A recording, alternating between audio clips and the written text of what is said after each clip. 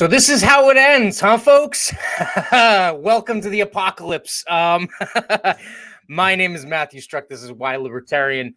There's just so much to get into. If you are watching this for the first time, I would like to welcome you. If you are not, I appreciate having you back. So what's going on in DC right now? There's like, I can't even begin to scratch the surface of like the 9 million things I want to talk to you about right now. All right. But before I get rolling, a reminder, if you're watching, like, comment, subscribe, hit the notification bell, retweet, do whatever you got to do. For the end of the world, I have my preparedness kit. My bourbon is on hand. I've got some mixer. The ice machine is still working. The power's on, so that's fantastic.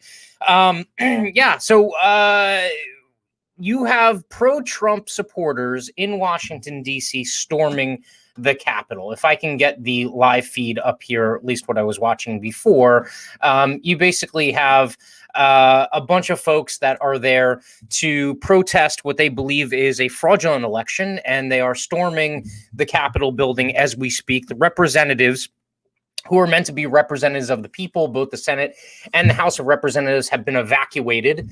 I'm being told, at least, I don't know if this is substantiated, but I'm being told that National Guard troops are not being deployed by the Pentagon. I find it interesting that one of the main people that would deploy National Guard troops would be the President of the United States. Obviously, in this case, that is somewhat of a sticky subject. I've heard also reports of shooting into the chamber. I heard one report of someone running up to the chamber microphone and yelling, "Trump won Washington." This is like the show is like the reporters are salivating. They're salivating over this stuff, right? They're talking about how people have flags and they could kill people. They're watching, people stroll through the hallways of the Capitol building and talking about how it is, a violent insurrection and all this other stuff. Look, do not pay attention to the bullshit. All right. There will be fighting. There's a 6 p.m. curfew for DC tonight. The Trumpers are not going home at 6. I'm sorry. They shut down all the roads. They can't go home. Okay. There's going to be infighting. It will continue. All right. But here's the thing.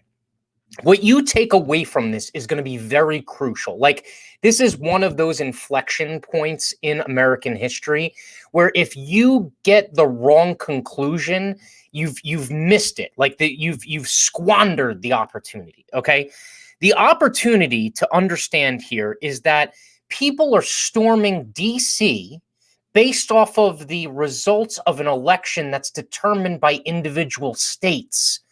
So they're storming the Capitol in D.C. based off of what individual state elections and how they were run. All right. So what does that tell you? First of all, it tells you that D.C. is ridiculously too powerful. OK, so much so that if you ask me, it needs to go away. OK, but granted, that is a, something that is, you can't just snap your fingers and make that happen. Right. But this just goes to show you what the focal point of America is anymore. DC is a city-state that rules your life, so much so that these people felt like the only way that they could have their voices heard was to storm the Capitol in DC, not in their state that was supposed to determine what the result of this election was. Okay? They're not storming the Capitol building, or at least I haven't seen it yet, in Arizona or Wisconsin or Michigan or Philadelphia. They're not doing it. Okay. And the reason is because this is tribal warfare. That's what it is. Okay. It's my guy's Trump. I believe in him. He is the head of my tribe, and they are trying to screw him over. And I don't like, in fact, I hate the head of the other tribe. Okay. And the focal point is DC. It should not be DC. Okay. This is a confederation of states. We are 50 states and territories that came together to form this country. You have beef with your state governments. You don't have beef with DC. The reason why these people think they have beef with DC is because it has become ridiculously powerful. Okay, so much so that it invades every aspect of your life. And they are showing it to you right now. They are showing it to you now in hopes that you continue to just live in the fog of thinking that they should right? Right now, I gotta be honest with you. I normally side with Justin Amash on a lot of things. Okay, I normally side with him on a lot of things. Let me pull up one of his most recent tweets. Okay, the tweet reads: Donald Trump's a demigod who's inciting an insurrection against our Constitution. I got to be honest with you. The Constitution got us to where we are right now. I'm going to say that again for the people in the back row. The Constitution got us to the point that we're at right now. And people would say, well, how does that make any sense? Like, you got to revere the Constitution. If they just followed the Constitution, we wouldn't get here. Well, the first part of the Constitution is the Bill of Rights. And people forget that the Bill of Rights is the thing that got added because the Anti-Federalists told the Federalists, you guys are creating just another monarchy by a different means. Okay? Anyone who follows Shane Hazel, go on his most recent Radical podcast. You are a donkey between two burdens, between two plows, okay? And regardless of whether it's plow A or plow B, you're working your ass off. Yes, I know it's a very bad analogy or simile, but so that's exactly what it is. They formed what would eventually become an unchecked monarchy. It just took 240 or 50 years. Okay, the original people that put together the Articles of Confederation understood that this should be separate states that controlled their own destiny, and they only voluntarily chose to come together for certain things.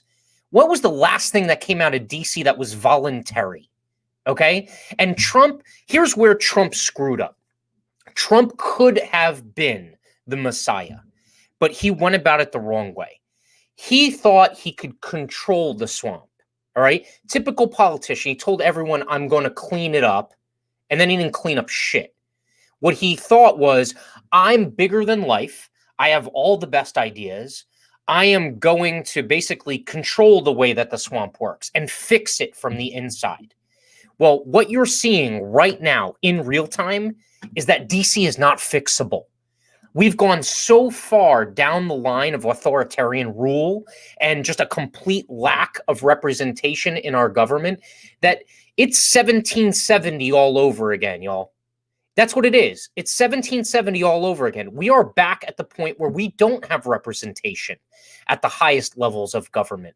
The people that are there are figureheads. I call them sock puppets because someone's got their hand up their ass, move the mouth, okay? Those people, whether it's Trump, whether it's Pence, I mean, look at Pence, man. Trump was basically, while Pence was sitting in the main chamber, okay, about to open up the envelope for the electors, Trump was calling for him in a mass demonstration to basically vacate his constitutional requirements or the strictures that are put on him by the Constitution and not allow for those electors to be counted because they didn't agree with them. That's not that is the perfect exemplification of why you can't have centralized power. The other example here is, again, people are storming the Capitol in DC and they're not doing it in their home states because the home states, that's the vote that's being cast. They don't cast, I mean, they cast votes in DC, but it's almost inconsequential. Those 2 or 3 electorals don't matter nearly as much as the ones from Wisconsin, the ones from Pennsylvania, the ones from Georgia. I was just down in Georgia, okay? And this bastion of freedom that Georgia is supposed to be, it still doesn't feel that way. Definitely feels better than the Soviet Socialist Republic of New Jersey that I live in right now. It feels a little bit different. It doesn't feel free. It doesn't feel free at all. You still have to ask permission. You still have to bow down to your masters. You still have to basically sit there and beg for a lot of things to be able to work in certain lines of work. A lot of times your tax money's taken out of your paycheck before you even touch it. You don't even get to touch it. That's how centralized our country has become, both on the federal and the state level. But what you're seeing happen in DC right now is a complete exemplification of everything that libertarians and AnCaps have been telling you all along, that this was going to happen. And the Anti-Federalists are the most amazing prognosticators I've ever heard of in my entire life. Look, this is what's happening in our capital right now. Okay? That is not representative of a government that's representative. It's not. These people are being led by a demagogue, okay, who had an opportunity to dismantle the dysfunction, to rip out the rot, okay, to neuter the federal government if he saw fit. And he didn't decide to do it. He decided to take that ring of power. A lot of Lord of the Rings nerds would get this reference, but and if you're not a Lord of the Rings nerd, I'm sorry, but he decided to take the ring of power and wear it. He didn't destroy it, right? He figured, oh, I've got it. Regardless of what got him into the race in the first place, once he got the mantle, once he got the go-ahead, what did he choose to do with it? He chose to build a wall. He chose to continue to pass budgets and sign off on budgets that had ridiculous amounts of deficit spending. This dude had the gall and the audacity to say that he was the most libertarian president ever. I would argue that Washington was the most libertarian president ever, and he was also the last good president. You know why? He reluctantly took the post because he knew what this was going to become. Washington almost knew one day the blood that was shed on the fields that he presided over as the general of that revolution. This was going to happen. It was going to come to this because essentially what we put back in place was just a different machination of the monarchy that we fought our lives to, gave our ancestors gave their lives to get out from under. Let's talk about representative government and why it's broken the higher up that you go. Representatives, whether it be the House of Representatives, the Senate, the highest reaches are basically the president because you're concentrating power in fewer and fewer and fewer hands. Well, how do you feel represented? You feel represented when the person who goes to DC or goes to the state capitol speaks for what you legitimately would ask for or want out of your existence in this country. Well, the higher up the chain you go, the more diverse the group of people are that individual is supposed to speak for. How could they possibly do it? How could you possibly have a representative in the House of Representatives, okay, that speaks for the 100,000 or 500,000 or millions of people that they're basically supposed to represent? This country was founded on the individual. Okay, the most pure minority is the individual. The most pure expression of freedom is when the individual can do whatever they want as long as they don't interfere with the freedoms and the liberties of another individual. All right.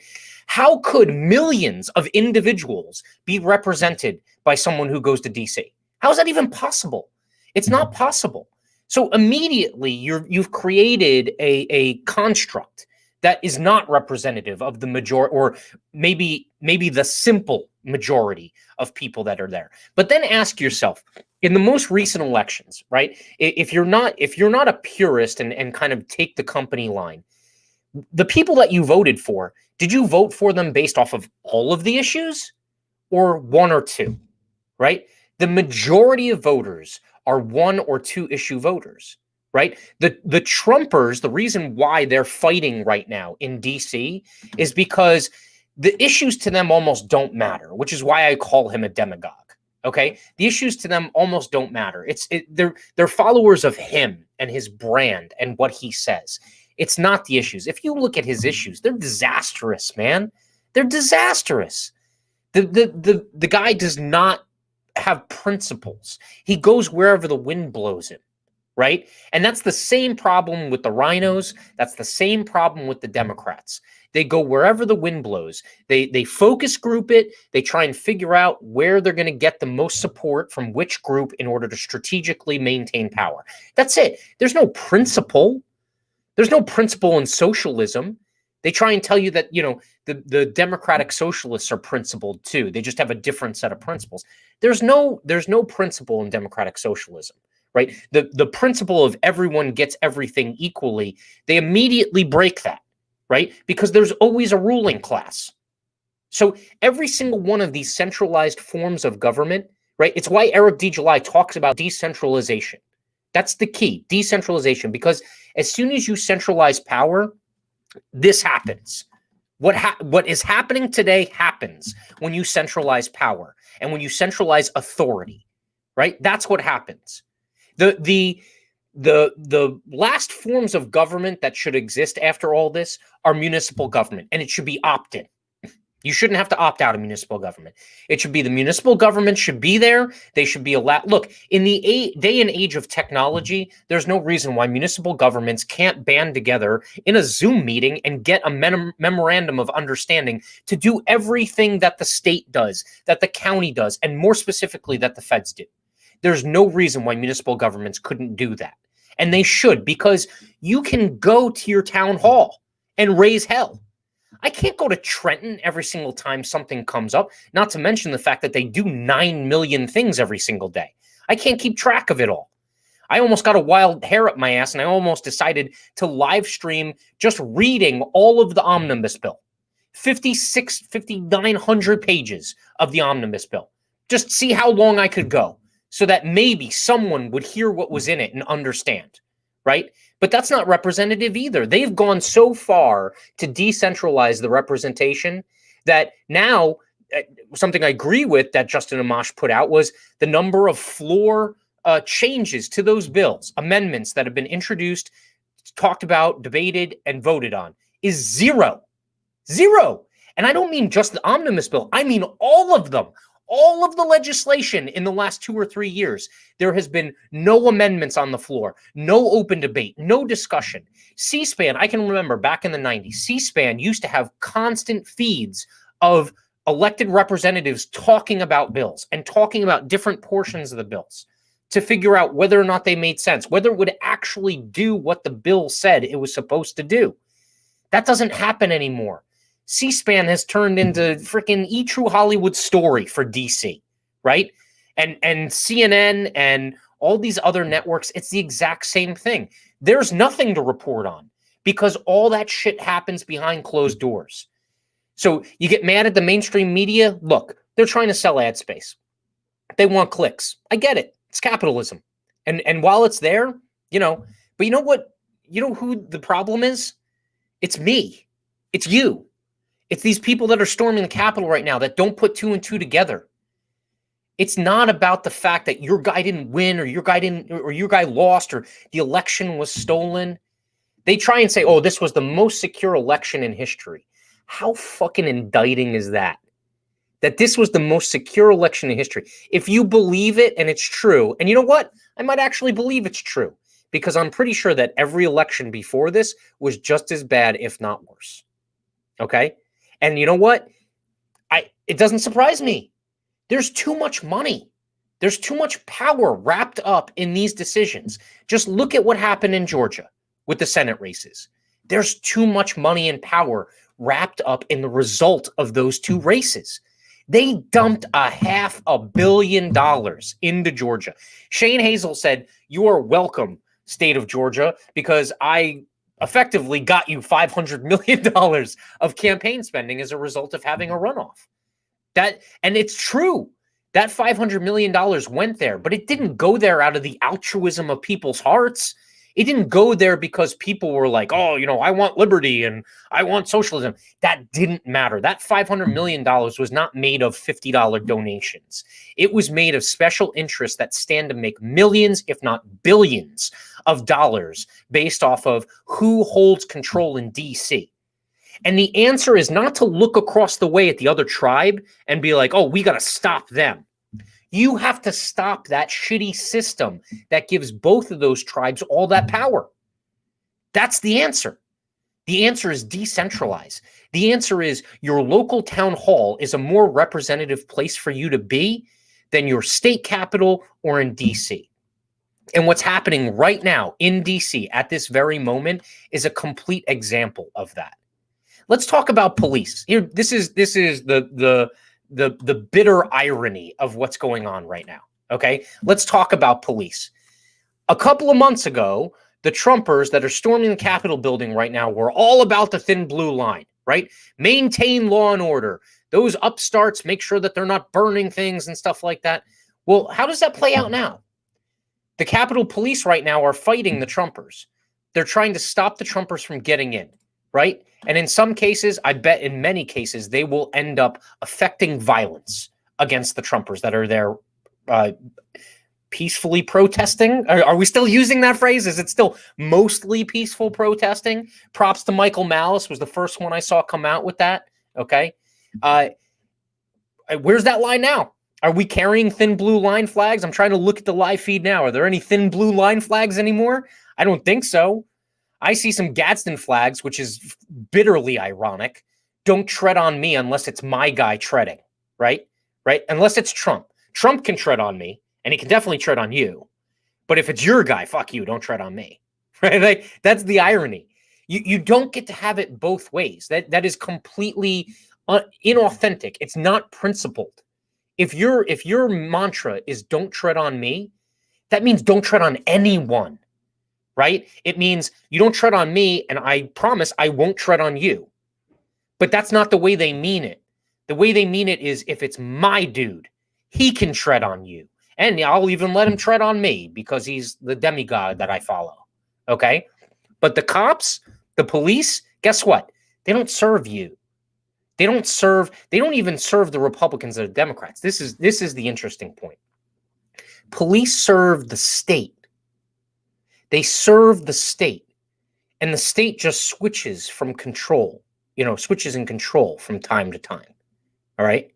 But that's who they serve. That's their master. They're there to maintain the state. So if you're in favor of the state, they will fight to keep your rights, okay? They will fight to keep you safe. If you are against the state, you're against them. They are the enforcement arm of the state. They will effectively tread on you regardless of how you vote, regardless of who your demagogue is. They are pro the state. And so on each one of these issues, like, this is the common ground. I really hope some people wake up tomorrow or the day after that, and they start to put the pieces together. And when they were like, you know what? When I saw BLM and Antifa happen, burning private property is bad, okay? Stealing other people's stuff is bad, all right? But when I look at the role of the police, I have to remember to take it with an ounce of like criticism, okay? And the criticism is, I'm in favor of the police as long as they're upholding things like private property rights and the safety and security of people's bodies, okay? And so that you don't get assaulted by someone else or injured. But when it comes to other things, those police are sworn to uphold the Constitution, right? Do they? They uphold maybe the interpretation of the Constitution that the state holds, which is why so many people are in prison right now for marijuana charges. It's the reason why so many people are in prison right now for nonviolent crimes. This is a perfect example. Do not let this moment pass. If you've never heard of being an anarcho-capitalist, okay, please do your research. Find out what it's about, because it offers you the answer to the ridiculousness that's happening in DC right now. All right. I want to thank you for taking the time. I appreciate those of you who hung in on the live cast. Again, if you watch this on the recorded version or even right now, please make sure to throw it a like, comment, subscribe, retweet it, get it out there, hit the notification bell. We typically go live, or I typically go live Tuesday nights around 5 p.m. But, when stuff like this goes down, I just can't help it. I have to bring some truth to this situation, because the truth that you're seeing right now, or what people would have you believe, is it's not the truth. It's, you're seeing the end result of centralizing power and control, and what people feel like they have to resort to when that basically runs rampant and they have no freedom or liberty left in their lives. So remember that. Thank you for joining me. I appreciate it. And look, I hope this country makes it out of this with the right conclusions and the right answers and the right lessons learned. And I will continue to try and put those lessons out there for everyone and anyone that might be interested in hearing them. Thank you.